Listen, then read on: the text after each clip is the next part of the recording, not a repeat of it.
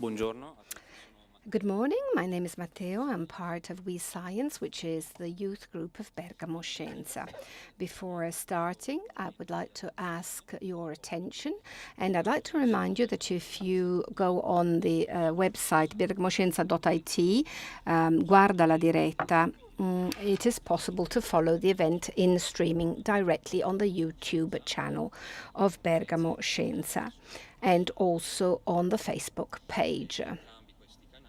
From both of these channels, you will be able to send questions to the speakers or invite your friends and followers to follow the conference in streaming.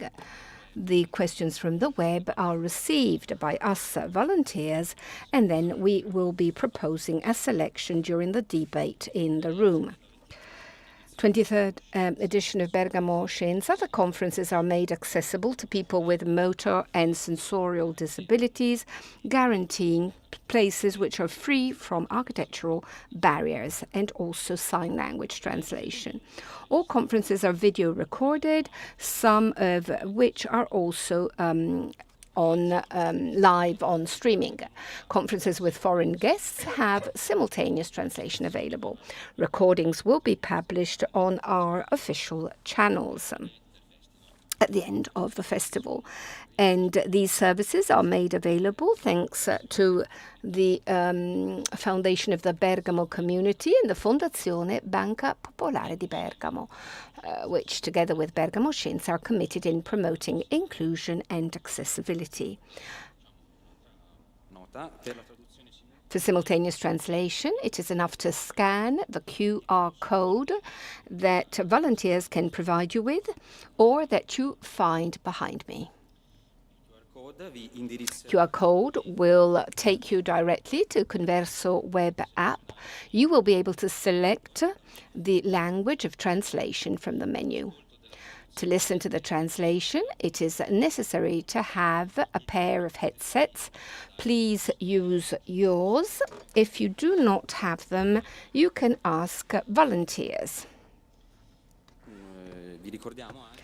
We'd like to remind you that at 3 p.m. there will be a meeting chaired by Daniele Beccaria from the La Stampa JD Group with Rachel McDermott of the Max Planck Institute for Plasma Physics that will be guiding us on nuclear fusion, exploring how to reproduce on Earth the process fueling the sun and the prospects for clean and revolutionary energy. So welcome to this morning's event entitled Unexpected Allies If Hackers Can Help Us Protect Data. We have the pleasure of having a speaker, Katie Moussouris of Luta Security. The conference will be chaired by Gianluca Dotti, European Federation for Science Journalism.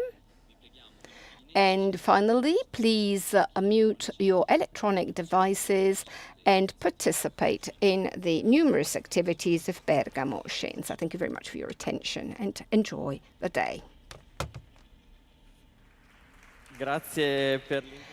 Thank you very much for the introduction. Thank you so much, Katie, for being here with us in Bergamo. And good morning to everybody and welcome to this talk, this fireside chat, as it is called today. Even if we don't have a fireplace. But anyways, to talk about a topic which is very topical and that puts together science, technology, geopolitics, which is that of cybersecurity. We are in a moment in which the long way of AI is changing a lot of things. Cybersecurity itself is leaving the perimeter of mere technology to become a strategic element, not only for competitiveness, but also for conflict at time. And in this scenario, it is extremely interesting when we talk about data security and hackers. It's very important not only to have the, let's say, invasive criminal approach, the idea of hackers that have as an objective that of breaching other people's security standards, but a broader vision of hackers that looks for vulnerabilities, not to draw a direct profit, but rather to try and help protect data and information and processes even better. So, Katie, let me go one step back. I would start off from your story. How did you become a hacker? And above all, how did you decide to do it for good? I became a hacker when I was born. I was born curious, and I was taking apart every electronic device in my house. My mother had to hide the screwdrivers so that I wouldn't take apart the telephone one more time. And I grew up in an area where there were a lot of early hacking groups. I was very fortunate to grow up in the Boston area, and in the early days of the internet, there were not that many of us on the internet at all.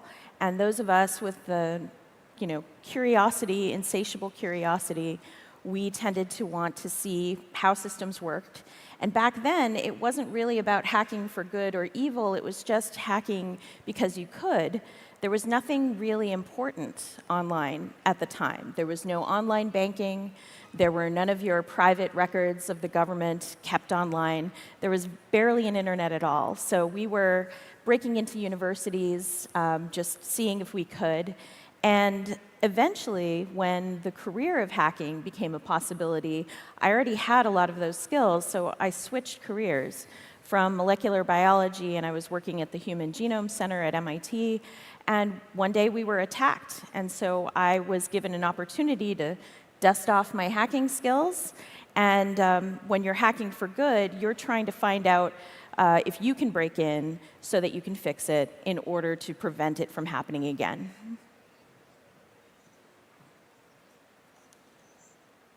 Grazie Katie. Ecco, Thank you very much, Katie.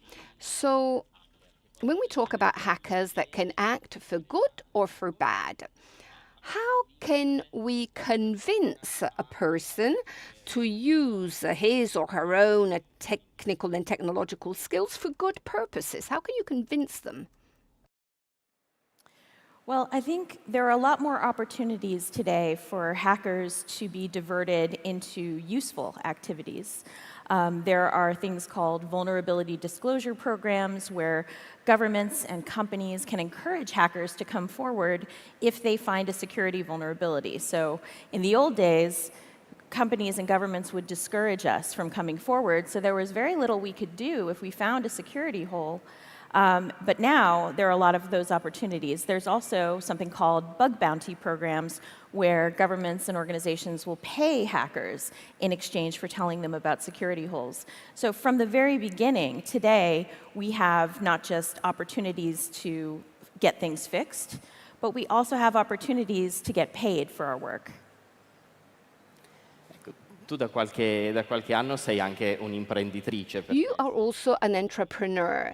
You are the CEO of your company, Luta, that you founded. What is today the needs? What are today the needs that other companies, governments, and society at large have when you talk about cybersecurity? Well, everything is online at this point. We depend on cybersecurity because we live in an interconnected society. So at this point, every organization needs some form of cybersecurity protection. It would be great if computers came completely safe and secure, but unfortunately, the internet was not designed that way in the first place. So, I mentioned those programs where hackers can come forward and tell you about a security vulnerability. That's pretty much what my company does, is that they teach companies, teach governments how to be gracious when a hacker comes forward and use that information to make themselves stronger. I do see a lot of governments and organizations still, essentially struggling with basic cybersecurity. And that's usually not because they don't want to, but because they lack the resources, they lack the people and the expertise, and everything is becoming so much more complex. Negli ultimi anni ci sono stati In the past few years, there's been a huge technological progress. And this has had important repercussions on cybersecurity processes. I mean, we're all talking very much about AI now because it is changing the way of doing cybersecurity from the point of view of those developing the code and from the point of view of those who are looking for vulnerabilities. How much is cybersecurity changing as a consequence of AI? To what extent? Well, AI can be a tool just like any other, and it can be used for good, or it can be used to attack. And the attackers are definitely adopting AI much faster than defenders have been adopting it. I would say that there are already AI autonomous hacking agents that are capable of discovering weaknesses, targeting their targets, and exploiting vulnerabilities. But we also have the emergence of organizations that do exactly the same thing as attackers do, but they do it in order to get those issues fixed. The problem will be whether or not we can translate that into AI that works to help organizations fix those issues faster. I'll be honest with you. We did not need AI to find security vulnerabilities. There are plenty of security vulnerabilities that humans have been able to discover. What we really need AI for is to help us prioritize those issues and come up with faster ways to deploy fixes and faster ways to learn from those mistakes so that ideally over time it gets harder and harder for even AI hackers to find a way in. Grazie Katie. Hai citato nella tua risposta In your answer, you spoke about AI agents, this new paradigm of using AI, giving it a task which is very specific, very vertical, almost as though they were people, almost as though they were operators carrying out a task. So the question I'd like to ask you is this. What future do you envisage? Is it a future where hackers will look like an AI agent?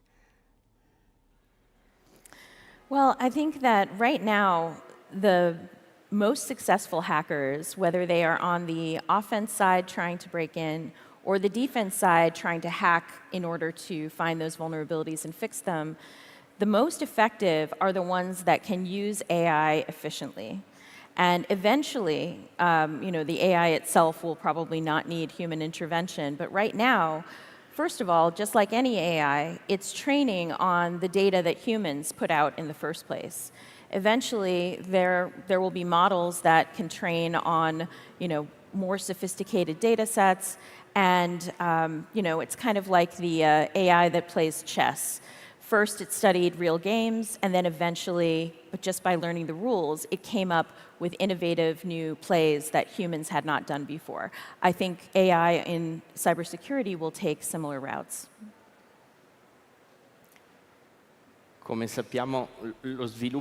As we know, the development of AI is a global topic theme, and cybersecurity is becoming increasingly a field of competition, not only competition amongst companies and countries, but also a clash, maybe conflict of war between different areas of the world, carriers, different stakeholders, let's say. To what extent has it become strategic to safeguard cybersecurity, not only for individual companies, but for countries such as US, the European Union, and so on? Well, cybersecurity has been a national security issue for a very long time, certainly considering that all of our troops are deployed using technology that can be affected by cybersecurity. I think that, when we look at attackers that are targeting nation states, we are seeing more and more of their use of weaker third parties to break into major corporations. So every major corporation has some kind of outsourcing that they do to third parties. And we've seen where, those technologies are deployed in military settings, government settings. So none of us are really immune from, the attacks that can take place in the private sector when we're talking about government safety. And what I worry about when governments are thinking of carrying out cyber attacks is if they know about a security vulnerability that hasn't been patched yet, how do they decide whether or not to use that security vulnerability to attack somebody else when they know that their own nation is also vulnerable to probably some of the same attacks. It's like unleashing a disease on a population that may also affect your population.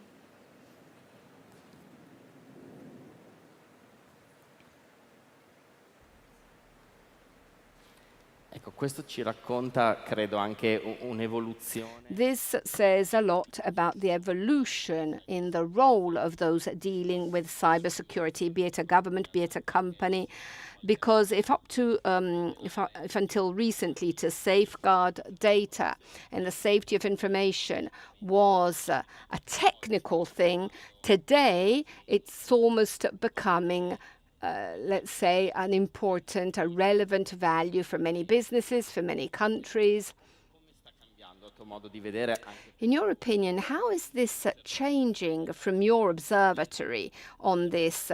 How is the role of cybersecurity experts changing within organizations? What role do they have, cybersecurity professionals?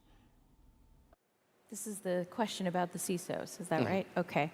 So I think that the role of the Chief Information Security Officer, as I like to call it, the Chief Sacrificial Lamb Officer, is really to understand the risk of an organization, but also to take responsibility when something goes wrong.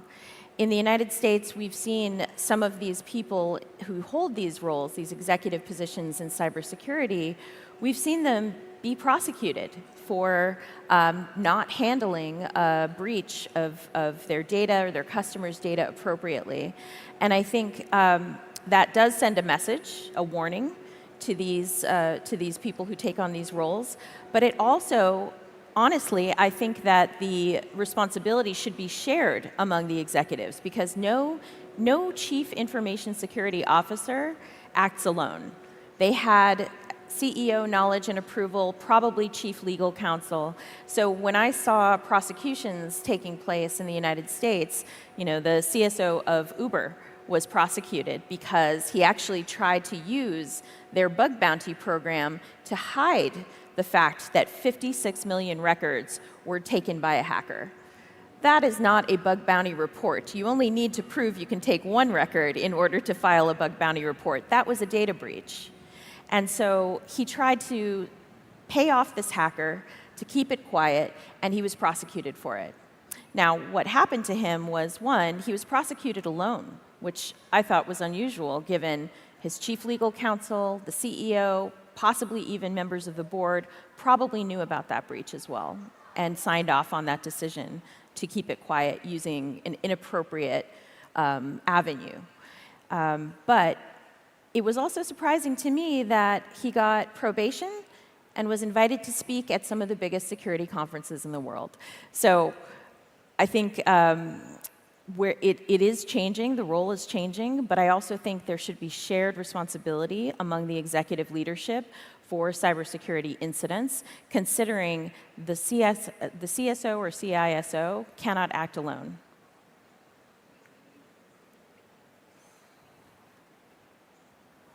Hai parlato di responsabilità condivisa. You talked about shared responsibility. You mentioned it twice, and then you also talked about justice. In Europe, we have a special law, NIS, that was recently revised, and that does discipline some aspects of cybersecurity. And I think the other geographies all over the world are looking for their own rules and boundaries. Here is my question. To which extent can these rules be effective unless they're globally shared, considering that cybersecurity is indeed a global issue? Well, cybersecurity is a global issue, and I will take a page out of our history. It took over 100 years for maritime law around the world to be settled, because that is another shared resource that we have, like the atmosphere, the oceans.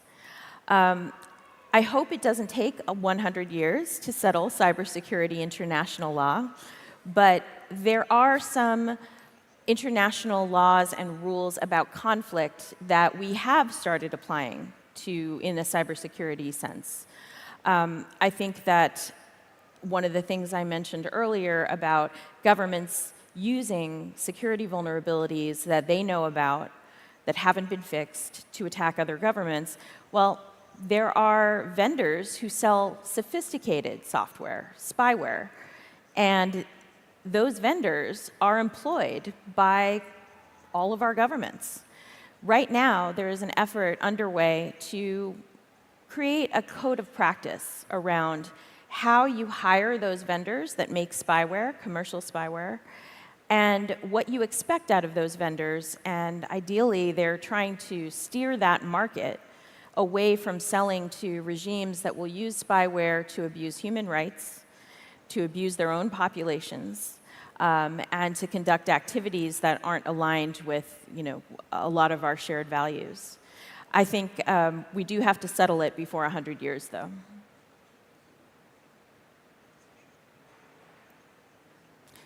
Sì, speriamo di fare più in fretta. Let's hope so. It's not going to take a whole century before we settle this international issue and get better coordinated. You mentioned vulnerabilities over and over again. Intuitively, we know what vulnerability means, but could you please then mention a couple of sensational examples or anecdotes that cause us to understand what having a vulnerability means, both in terms of data structures and also in terms of the fallout of the consequences? Well, the broad definition of vulnerability is that you can abuse a system in order to do something it was not designed to do, and there's either security, privacy, or both implications with what you've done. I can give one example. For a few years ago, there was a social network application called Clubhouse. It kind of went away. I think it still exists, but it was popular during the pandemic because you could go into voice chat rooms, and this was before Twitter or X had that capability. So Clubhouse was new, but they had about 10 million users, and you had to get an invitation to join. And they were having some security problems where some of their voice chats were going through China and apparently were able to be leaked or recorded in China. So that was one issue, right? A lot of organizations and organizers were using those chat rooms to organize protests, to organize other more serious things. So it put human rights at risk in terms of the privacy violations. Well, I found a vulnerability in Clubhouse, and I had a hard time finding the right person to report it to. They didn't have any obvious way to tell them about the vulnerability. And so I finally, after emailing for a couple of weeks, I said, look, I need to warn the public about this issue because there's a big privacy concern. The issue was I could install Clubhouse on a brand new phone, be in a chat room on my first phone, and then on the second phone, leave the chat room. So it looked like I disappeared, but on the first phone, I was still in the chat room. So essentially, I could disrupt a chat room like a ghost. I called it a poltergeist attack. I could also listen in, and nobody would know I was there. And so after a couple weeks of this, I said, if you don't respond, I'm going to have to warn the public. At that point, one of the founders responded. They took it seriously once I decided that I was going to warn people about it. And they appeared to fix it. I wrote a blog about it. In fact, they didn't fully fix it. But what was interesting about when I blogged about it was that several people reached out to me and told me that they had observed the same behavior and tried to warn Clubhouse 6 months or even a year before I did. So when we talk about vulnerabilities, it's not just important to be able to warn people, warn organizations so they can fix it, but those organizations have to be prepared to do something about it. And honestly, hackers have to be prepared to potentially warn the public even when a fix is not available, even if there's no patch, because otherwise people are at risk, and it's almost a public duty to warn people when they're at risk, and the vendor will not do anything about it.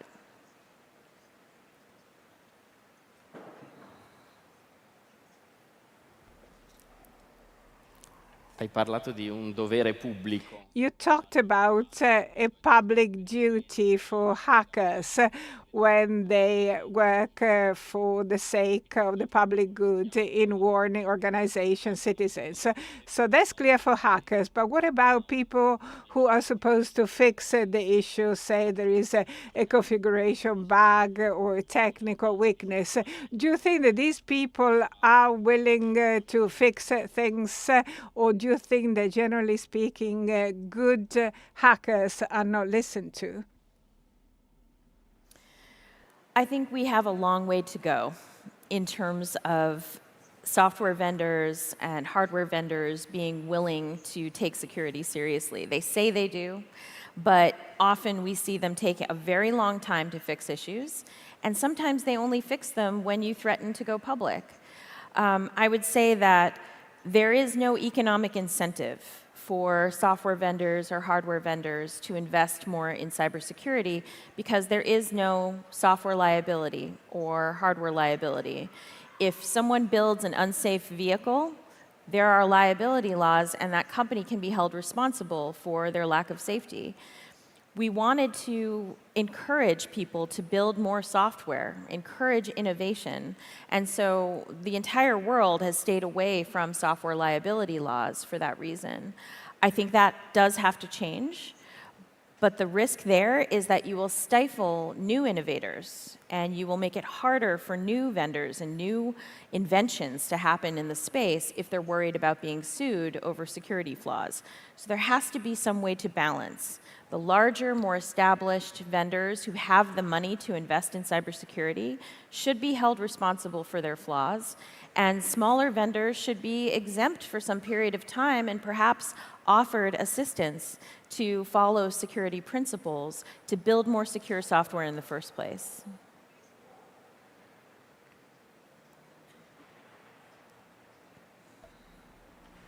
Ecco, ci hai fatto capire che la cybersicurezza.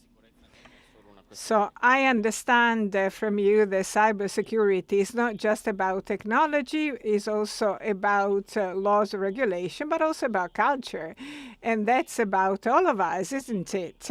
Because either directly or indirectly may be affected or damaged or disrupted by cybersecurity vulnerability. So let me come to education. What do you think it's important to do as of to date for then the general opinion to pay more attention to cybersecurity? Well, honestly, all cybersecurity is useless if it's not usable. You have to be able to use the product, use the software. If there were safety measures that required you to change your password every single day, you probably wouldn't do it, right? So one, I think for security to be effective, it has to be almost invisible. Nobody ever doubts that when you walk into a casino that they have a lot of security, but you never see it. You just know it's there. And for our society to function, people are going to bypass any security that you try to put in place if it's inconvenient. They will put stickers, with their passwords on their desk if it's, if they're required to change things frequently. So I think that companies need to do a better job of building security in, but also building it in so that it's functional and useful and doesn't cause people to try and circumvent it.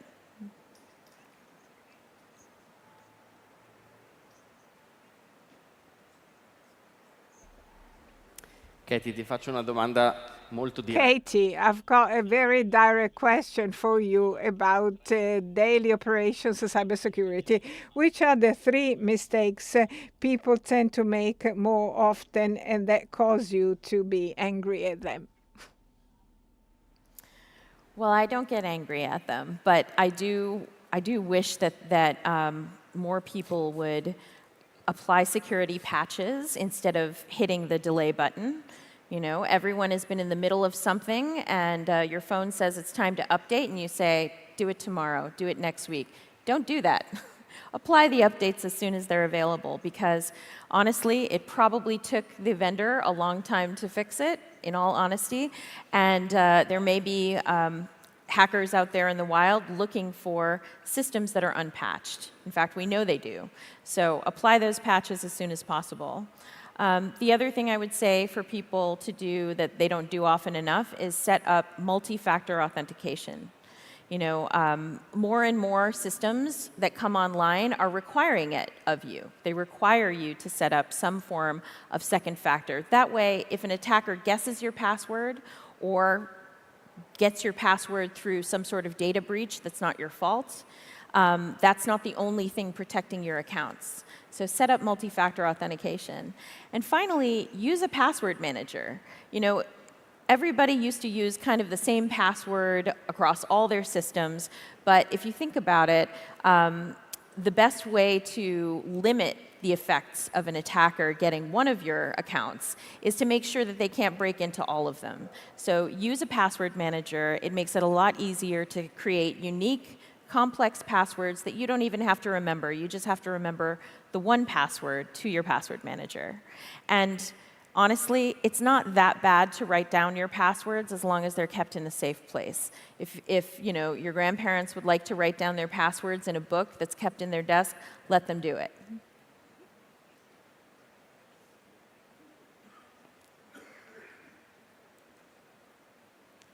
Ecco, a proposito di formazione e cultura della cybersicurezza, proprio Talking about education and cybersecurity culture, a couple of days ago, the national team of cybersecurity, a team consisting of university graduates, became the European champion. That takes place every year. So Italy is the young cybersecurity champion in Europe.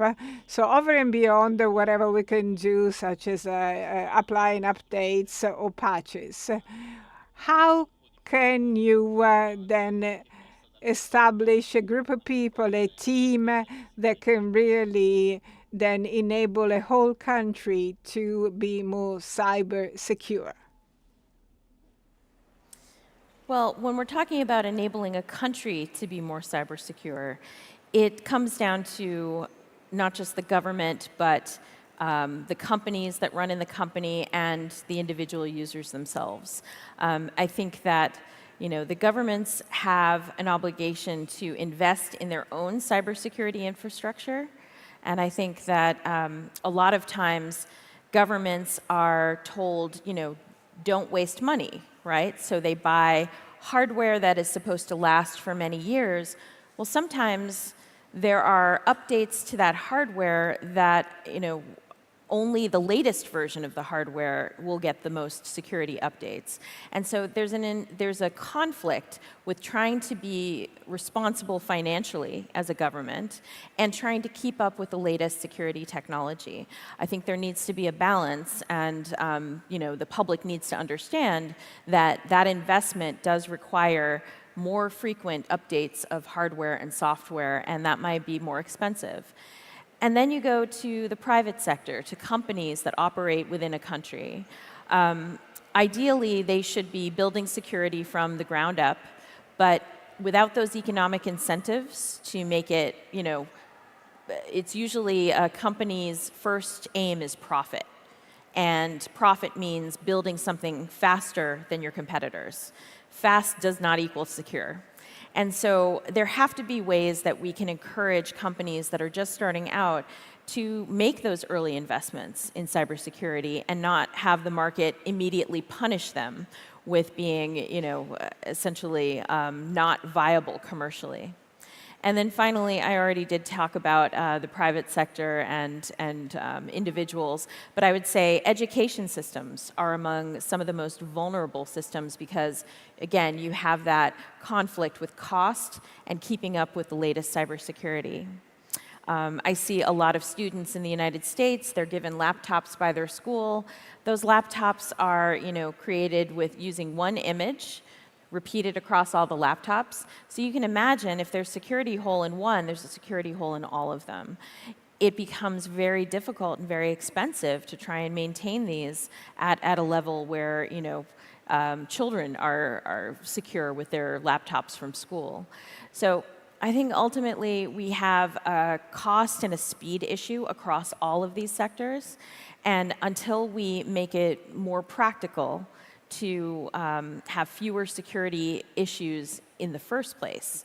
So back to that issue of how do we encourage the market to not punish organizations for investing in security? How do we encourage the market to reward companies that build more secure software?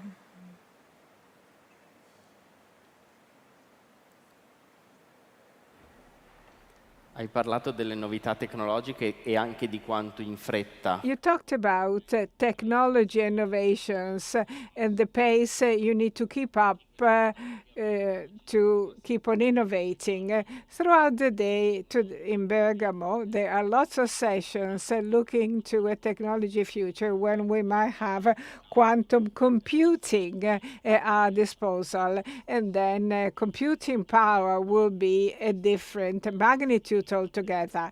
And it seems, allegedly, they might impact cybersecurity too.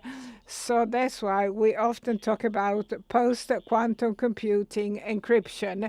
Can you please help us understand what's going to change and how urgent it is to act? Well, so the question about how quantum computing is going to affect cybersecurity, the most prominent effect, the biggest effect, is going to be that quantum computers will be able to break all of the existing encryption that we have today. And so the problem with that is that all of the secrets, not just your passwords, but government secrets, whether or not we have UFOs, all of that is going to be decrypted or possible to be decrypted once we have quantum computers. Now, there are algorithms for encryption that are going to be resistant to that type of attack. But remember what I was saying about how hard it is to keep up with regular security updates. Imagine having to change the encryption method for not just everything that you're building in the future, but everything that you've already tried to secure in the past. What we have right now is, you asked if we're too late. Companies that build software that needs to be encrypted already know that this horizon is coming very soon. They have plans to adapt to this future. What I'm worried about is all of the technology that was already sold, that is already deployed in governments, in higher education institutions, protecting their research, all of these different places where they might not be able to update and adapt in time. So the technology may be available to them because the companies that have to build new technology are ready, but it's the deployment of that technology. And I think there's going to be a long tail of organizations that don't deploy the new technology in time. And what gets compromised, what gets decrypted at that time, we'll see.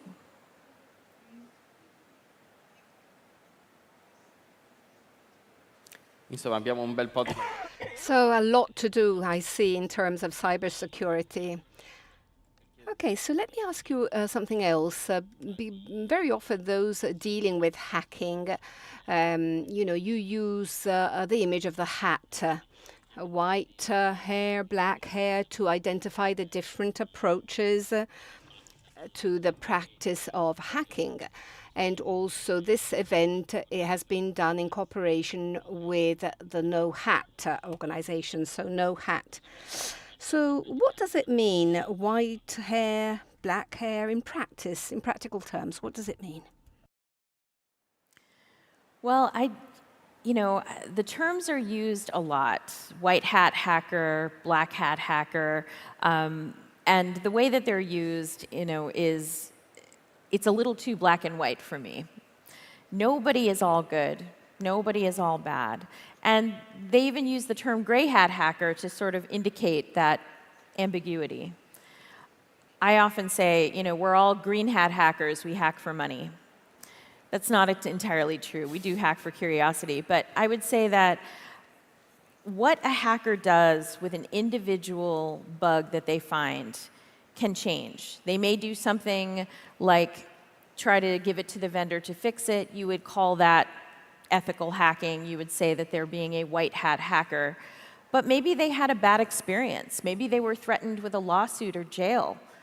So maybe instead of trying to give it to a vendor to fix, they instead decide to see if somebody else might pay them for it.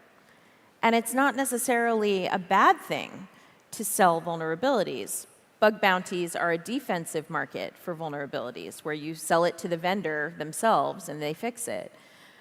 But even the offense market for vulnerabilities, where you're selling it to people who will create exploits and spyware and other tools, that's not entirely a bad thing to do either. If you think about it, governments, law enforcement agencies, they do have legitimate uses for spyware. They have legitimate uses to buy vulnerabilities just to use them for offense purposes. And if you think about an individual, we all make individual choices based on our own circumstances, based on how we've been treated in the past. So it's not necessarily black hat, white hat, gray hat, green hat, pink hat. It's not necessarily about staying in one kind of configuration for everything you do, just like the rest of what we do in the world.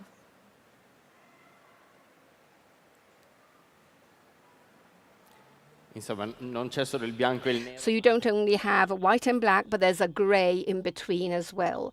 So I'd like to ask you another question on this, because, for example, at first sight, we could all think that to breach the data system of a government is something which is a negative. But if that hypothetical government were a dictatorship, well, maybe that hacking action could in some way become a positive action. Amongst ethical hackers, how do you find an agreement on the initiatives which are worth doing and those which instead wouldn't be good to do? Well, I think that, hackers that are trained by and working for governments often hack out of a sense of patriotism. They will be ordered by the government because they are part of the military or part of a private company that was hired by the military to target other governments, other persons of interest, terrorists, that kind of thing.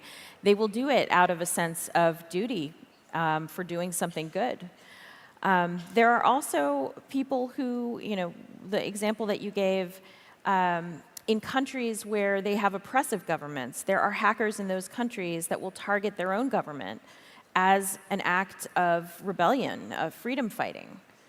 They will deface their own government websites. We've seen this happen in Iran, where hackers within the country of Iran will deface Iranian government websites in an act of protest. So, I think the motivations of hackers when they're targeting governments can range from patriotism to attack others, or patriotism to fight for their own rights in their own country.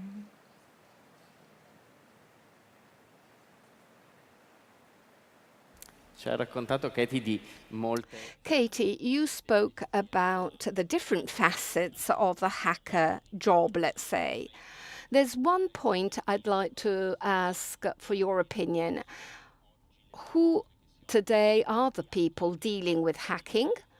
Also, considering the gender, let's say, topic. We didn't say this at the beginning because it's a special case to see an entrepreneur dealing with hacking, because there still is a gender imbalance, I think, in this field, to see a woman entrepreneur. How can we close this gap, and what would you say to young girls to get them closer to a career such as the one you have had? Well, I've never met a computer that asked me my gender when I was breaking into it. So I would say that for young girls, young women, follow your curiosity, let it go where it takes you. But I would say in terms of career in cybersecurity, or really any career where there's a gender imbalance, a lot of people will say, well, we want more women, or we want more underrepresented people to join this industry, and then it will be better. I think that we have to solve one problem with a higher priority than the gender imbalance itself, and that's pay equity. And that's across all industries. For those of you who don't know the history of computer science, women were the first computer programmers. So it's not like we lacked the ability. We were the first computer programmers. We weren't respected, and we weren't paid very much. And so if there are more women in cybersecurity, until we correct the respect and the pay, it may turn into an industry that, currently it's a highly paid industry. If it became women-dominated under the current pay imbalance, it would become a lower paid industry. So we do have to correct pay equity across all industries, and I think that's a higher priority than balancing the genders.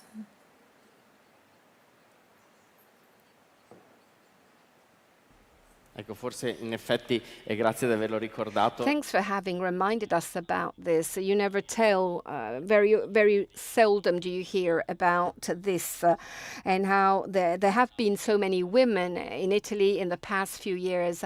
Different books have come out, different volumes have come out that talk about those people who in the past century have provided an important contribution to the evolution of computer science, even if then in the collective culture you still have a predominance of men. But anyways, let me ask you your thoughts on AI. More to delve into AI more. This is a field where we're still all trying to understand how this will evolve. We have generative AI, we're all sort of playing around with it. Those who do it for passion, those who instead want to apply them to their jobs. But we are in a moment in which who will be driving the game is not really clear. Of commercial applications, for instance, rather than the applications which are sold on the market. Who will be leading this? And this is very much connected to cybersecurity. Those who use AI have an additional superpower compared to those who don't. So how do you think this market will be evolving? Well, I think the companies that are building the AI technology in the first place, I think they are competing for market dominance, as they always do. And that's why so much money has been invested into building AI technology that's not yet profitable, right? It's available to us free or nearly free for us all to use. They are also using us. They didn't just train on the data that was available on the internet. Their models are actively training on us and what we are doing. And every time we are using AI to make our jobs easier, which we should, we're also giving back that intellectual property. We are investing our own intellect and our own artistry in the field that we are in into that technology. So one, they will, establish some market dominance, probably respecting, different antitrust laws, so there will be a few of them, right, in the big companies. They will profit because all of us will need to use them, not just corporations using AI to help them downsize and help them hire less experienced people and augment that workforce with AI. But they'll also, be continually learning from us. And I think there's a danger there. One, the obvious danger that we are automating ourselves out of our own jobs. But the danger is also that it's taking away entry-level jobs in all industries. And in cybersecurity, I mentioned how I grew up in a place where there were a lot of hackers, and I learned from those hackers, and they learned from me. When we don't have entry-level roles in organizations, you're going to be eating your own pipeline. You're going to be making it so that those entry-level people never turn into the mid-career people and then never turn into the experts. So right now, everyone is saying, human-in-the-loop AI is good. Use AI with a human to make sure that the AI is doing a good job.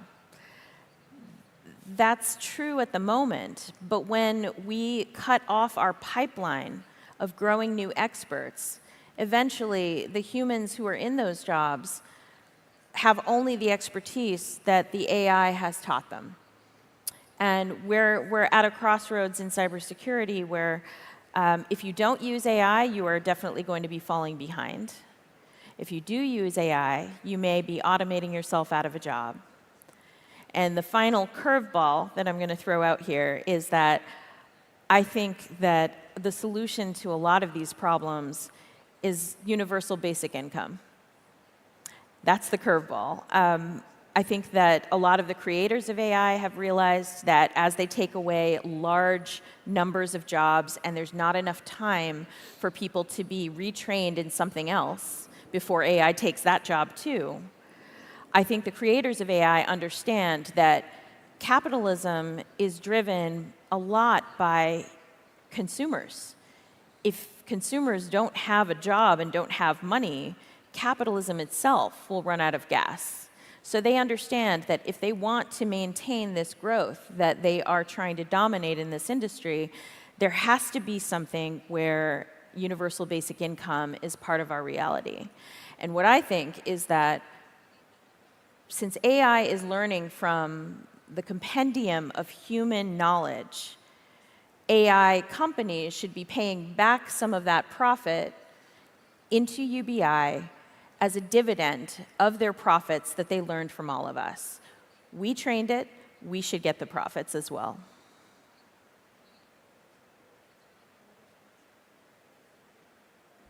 Insomma, siamo, che ci piaccia o meno, nel mezzo di... Whether we like it or not, we are in the midst of an industrial revolution, I think. And even more so than the previous ones, this is an industrial revolution that is happening very quickly from a technological point of view, maybe more quickly than the way governments and also social evolution can sort of cope with in terms of its pace. So I think that we are pretty much unprepared for the transformation we're going through. I'd like to limit the field a little bit and just talk to your job, to your work. You deal with programming, computing, coding. This job, to what extent has this job been transformed, or to what extent is it at risk because of AI?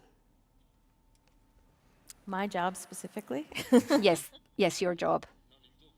Well, not yours as CEO, but obviously, but in general as programmer. You know, I would say that the last couple of years, cybersecurity jobs, before this last couple of years were thought to be recession-proof, right? Because technology continues to increase, the need for cybersecurity professionals increases, and therefore we would always have jobs, and there were, year after year, how many million unfilled cybersecurity jobs are there because there aren't enough of us. But in the last couple of years, we've seen massive layoffs at not just cybersecurity companies of their workers, but we've seen massive layoffs inside large established profitable companies in their cybersecurity workforce. And it's not just because of AI. Some of it is certainly, because of the promise of AI making things more efficient.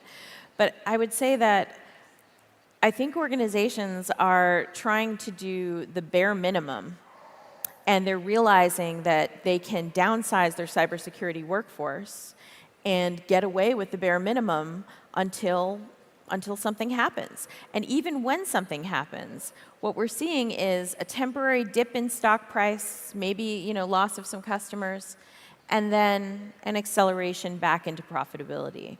So right now, I think we're at risk due to a number of factors, but not the least of which is that even before this wave of AI, companies were realizing that they could get away with less and that there's no real consequence even when there's a catastrophic breach.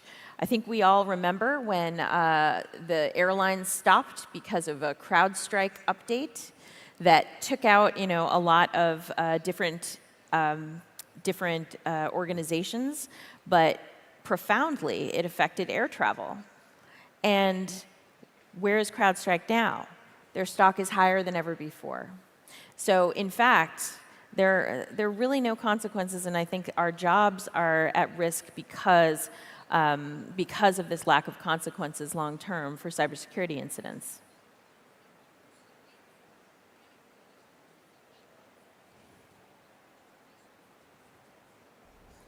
Ci hai parlato di posti di lavoro.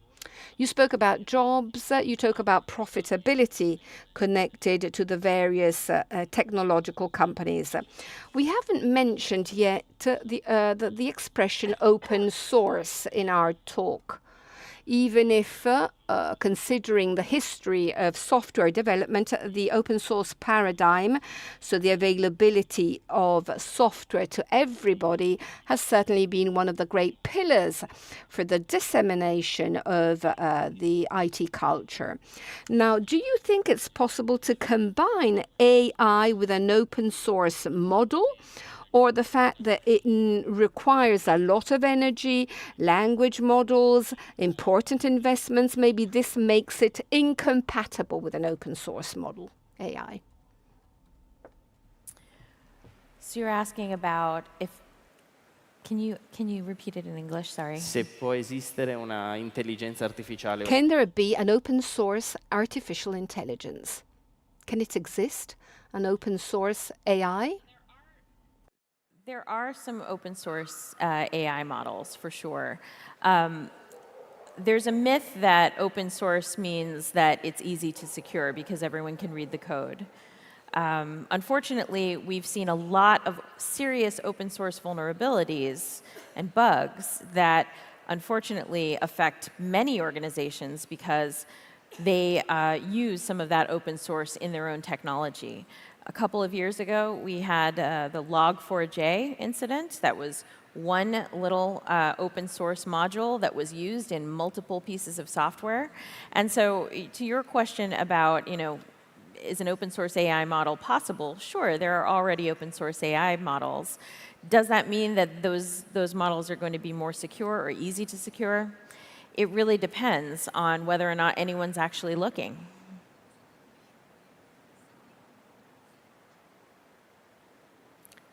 Ti faccio un'ultima domanda, abbiamo un ultimo minuto prima di... We have one last minute before closing this talk.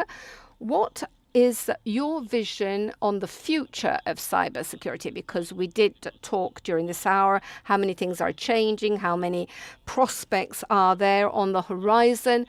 What is the most important message that you would like to leave us with from this talk that we had?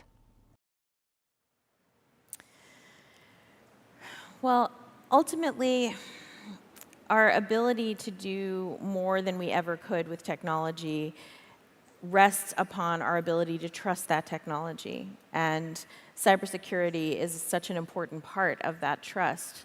I think that we do have to grow up as an industry and start taking more serious responsibility about securing software from the beginning. The principles of building secure software have been known for decades, and yet organizations still are not adopting it. And right now, especially with AI, we're building software faster than ever. And people who don't even know how to code can build software using AI. So the complexity is growing as faster than it ever has before. But our ability to trust, to get on an airplane and trust, to get into our car and trust that a security update or a security hole is not going to stop us in the middle of the road. All of what we do in society depends on our ability to trust cybersecurity. So the message is, I think it's time for us to grow up. It's time for us to hold organizations accountable for their cybersecurity flaws, especially ones that are preventable because they are in known classes of vulnerability. Thanks. Grazie, grazie Katie Moussouris. Thank you, Katie Moussouris, for this nice conversation we've had. Così importante, così impattante. And this topic is really impactful for all of us. As usual, we still have some time left for any questions from the floor. Quella parte. Prego. Grazie per la chiara esposizione. Thank you very much for being so clear. I have a question. What about the military? Because apparently we read that they are 10, 20 years more advanced than the rest of the world. As far as you know, do you think that the military have the same weaknesses and strengths of other companies or states, or not? Well, I think that if the military is using software that the rest of us use, then they are probably vulnerable to the same security issues. I think that, so a few years ago, I started the first hacking program for the US Department of Defense called Hack the Pentagon. It was started in 2016, and it was the first time that it was legal to invite hackers to try to test the US military cyber defenses. At that time, we learned something very important. One, we learned that the US military was not immune to cyber attacks. But more importantly, we learned not to open a brand new hacking competition at midnight because the first bug arrived at 5 minutes past midnight. So don't open it at midnight. But I think what it showed us was that the military often prioritizes their mission and their operation. So remember when I said don't delay when patches are available and hit later? The military was doing that as well.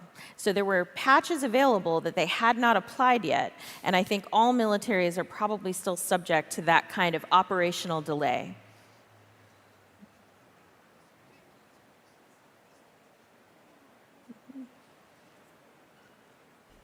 Grazie, grazie Katie. Thank you, Katie. Da questa parte, grazie. We see some more questions.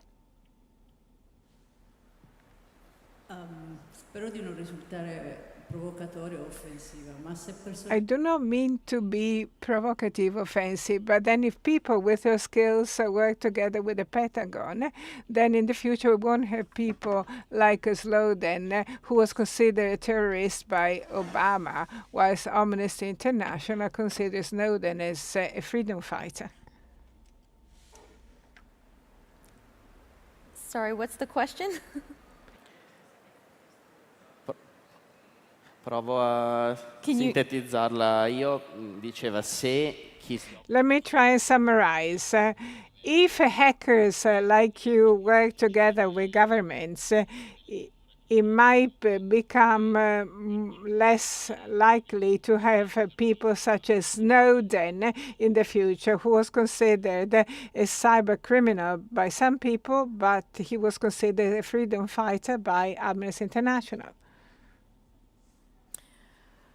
So Edward Snowden was not a hacker. He was just a SharePoint administrator, and he stole government secrets and leaked them. So he wasn't really a hacker. He just took information he had access to and leaked it. So I'm not sure if it applies to hacking per se, because he's not a hacker.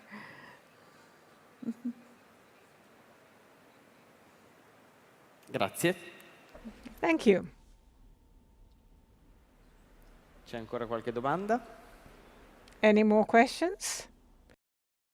Altrimenti, eccoli qui. Qui al centro, a metà.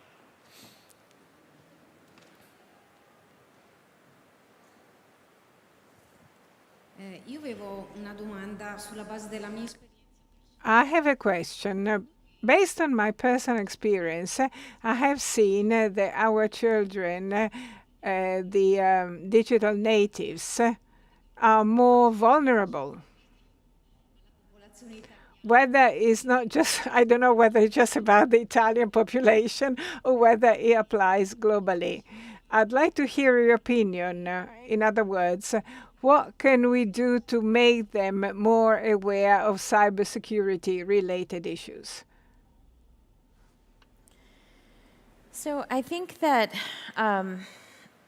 just because someone is a digital native, that they grew up with this technology, doesn't mean that they understand how it works and doesn't mean that they understand their personal risk. I think educating children, and this is a worldwide issue, not just in Italy, I think educating children about the risks to their own privacy is one of the most important things we can do. Children don't have a sense of long-term consequences for what they post online, whether it's words or pictures, and things that will, potentially follow them for the rest of their life. I think it's also important for social media companies to be more responsible about how they interact with children. I think we've seen recently that AI companies were, I think it was Meta's AI was internal documents leaked showing that Meta's AI was being allowed to have sensual conversations with children to try to continue to engage curious children. That's not the children's fault. That's not something we need to educate children about. That's something we need to hold Meta and the social media companies accountable for. So, summarizing, I think, educating children about privacy online, keeping their own information safe, not putting anything online that they are going to regret, whether it's words or pictures. I think that's really important for our education of children. But I also think we need to hold technology companies, especially social media companies, responsible for how they choose to interact with children.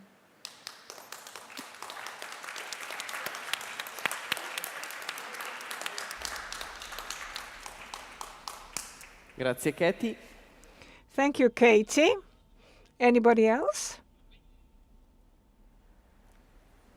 Una domanda rispetto ai gli hacker col cappello bianco. I have a question about black and white hackers. Is there an evolution in a hacker's life?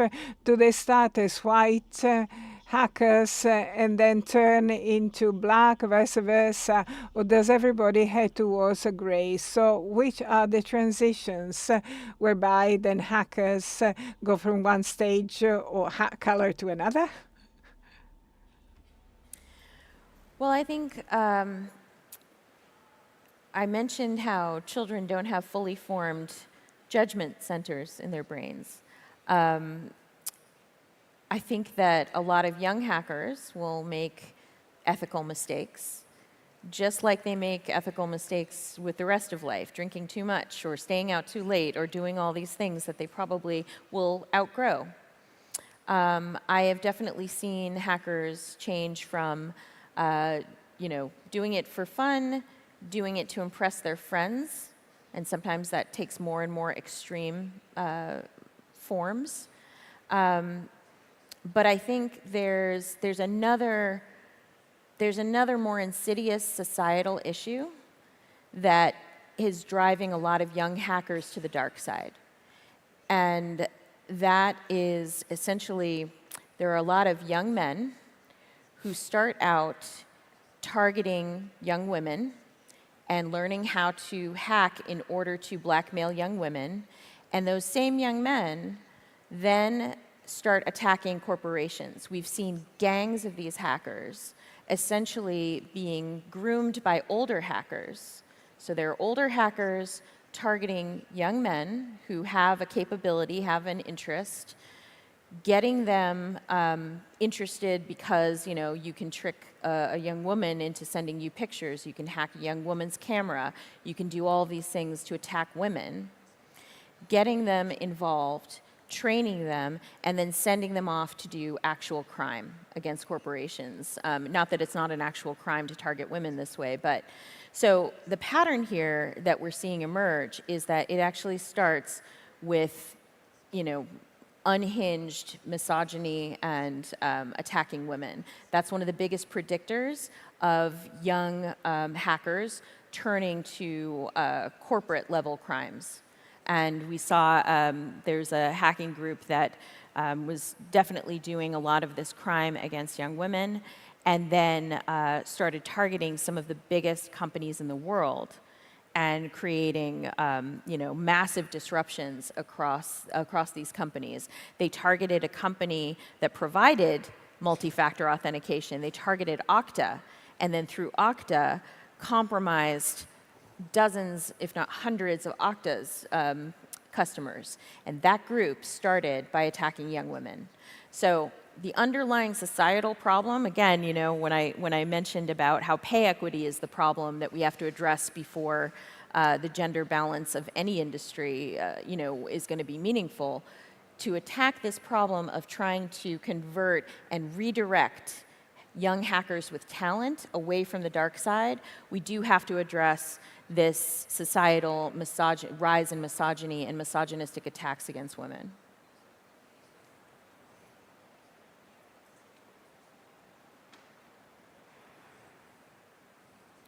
Katy, ti volevo chiedere, legando a quest'ultima cosa. Following up of this answer of yours, is there a geography of hackers worldwide? Are there some areas where there are very many hackers?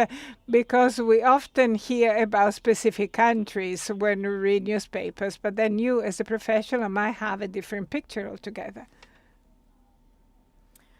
Well, there are certainly hotspots where there are large concentrations of hackers.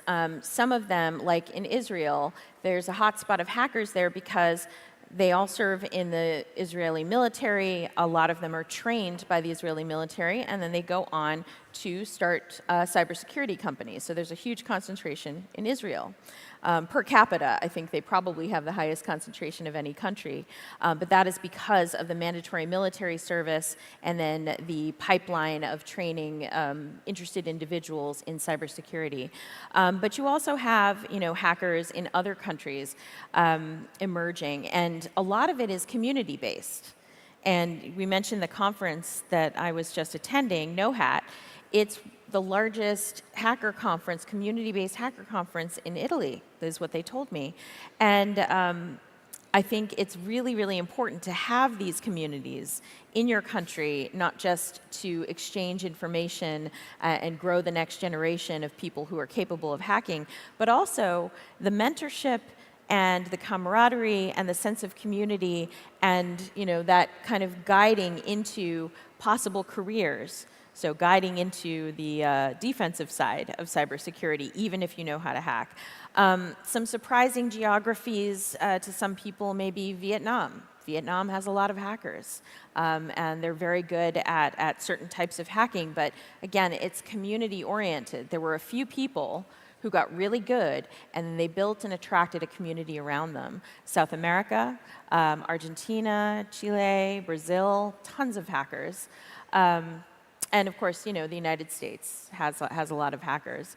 I think that, honestly, every country should want their own thriving community of hackers because it's not just cybersecurity that we are good at. We tend to invent things as well. If you've got WhatsApp on your phone, that was written by a bunch of hackers. They were part of a hacking group. They were all buddies in this hacking group, and then they decided they wanted to create encrypted software so they could communicate better, and they created WhatsApp. So we don't just secure technology, we create technology.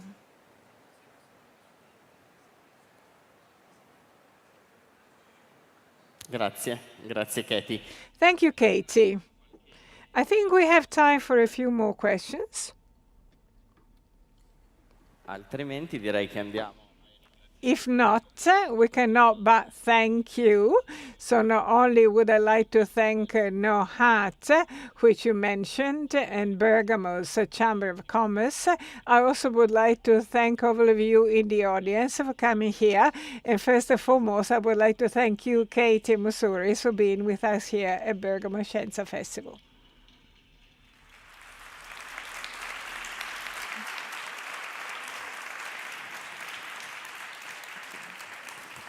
Buon pranzo e buon proseguimento, grazie.